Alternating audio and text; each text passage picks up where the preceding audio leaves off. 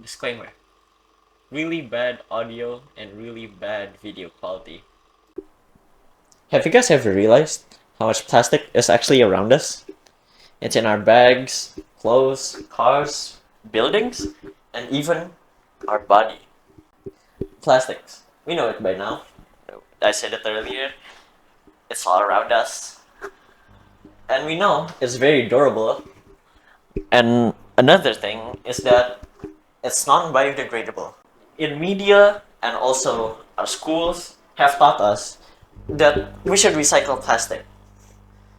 But actually, how effective is it? First, we need to know a few factors. Globally, the average recycling rate is only 9%. So there's that still 91% of plastic in the world that are not recycled. And also, out of that 9%, only 1% of it is actually recycled twice. So that 9% is recycled once. Can you imagine that? Material type is also a factor.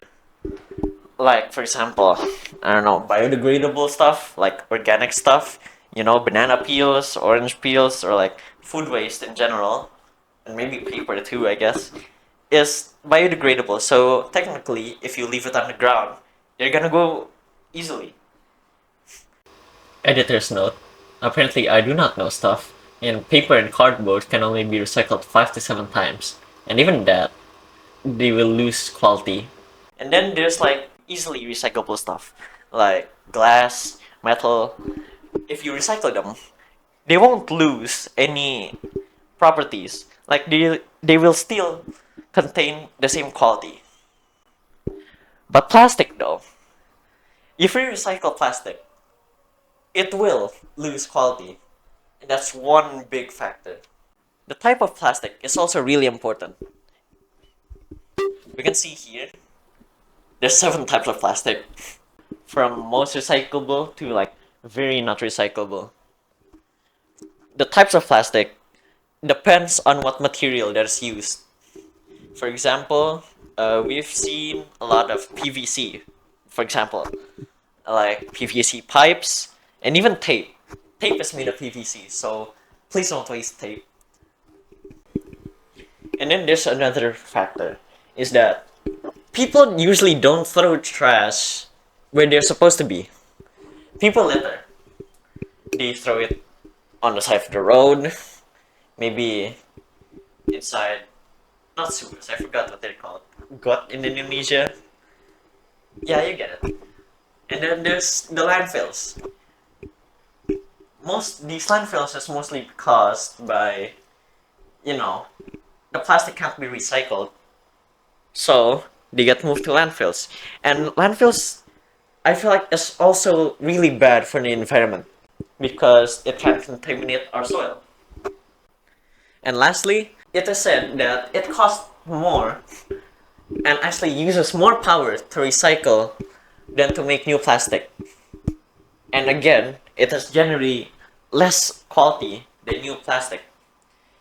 So all of these factors combined, it leads to a lack of incentive to recycle plastics.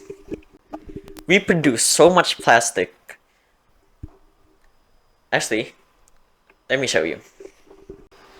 We can see here that we produce in 2021 390.7 million metric tons of plastic compared to like 2016 335. That's like 60 million metric tons increase. To remind you, this is production every year, so technically like doubles. It just keeps doubling. That's a lot of plastic, and only 10% of it is actually recycled. Can you imagine that? Now that we have all this data, we can conclude how effective recycling really is. It's not. It's not effective. It's really not effective. So, what can we learn from this video? Well, recycling is kind of a lie. It's not that effective. Sure, it's better than nothing, but like, it's better for us to actually reduce our plastic usage and reduce our plastic production. And we try to find an alternative way to not use, we find an alternative of plastic. For example, like a popular way right now is like removing plastic bags and we use tote bags instead, because that's reusable and made of cloth, which I sure hope doesn't contain any plastic. Thank you for watching. This was made in a day. Here are the sources if you want to learn more.